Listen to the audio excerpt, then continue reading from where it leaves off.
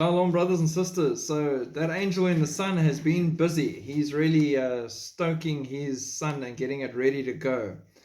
We're about to enter a solar maximum. An expert explains what to expect.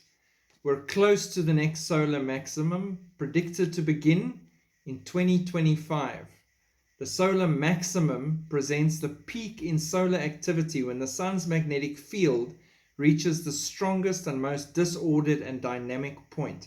So he's saying it's going to begin in 2025, probably towards the end, and then build to the main maximum, which will be halfway through this 7-year cycle, exactly the right time. This increased solar activity will cause extreme space weather events, including solar flares and eruptions. It will also disrupt radio communications and power grids and can have serious health consequences for astronauts.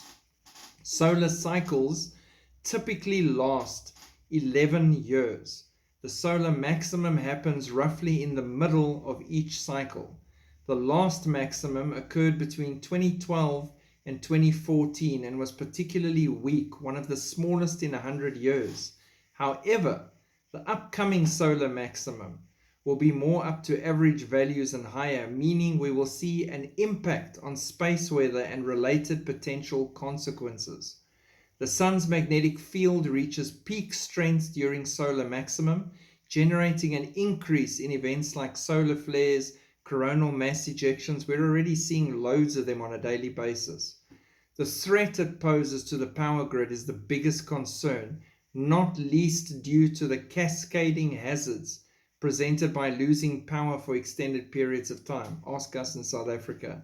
All your frozen goods and everything are going to become a major issue really fast.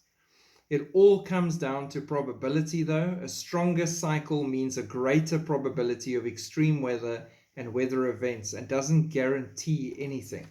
I've got news for him. He needs to read Revelation, chat to the angel in the sun, and see that it is going to be one of the worst, if not the worst ever. Well, not one of the worst. It's going to be the worst because it's going to scorch the earth and mankind. And the worst part of it, and I didn't really ever understand this because I couldn't imagine this, but living in the world we're living in and seeing how evil people have become and swept up in darkness, at that point, they'll still be cursing God instead of begging for mercy. Anyway, we are not appointed to wrath. We have our blessed hope shortly. Keep looking up, keep preaching, keep shining your light. Shalom.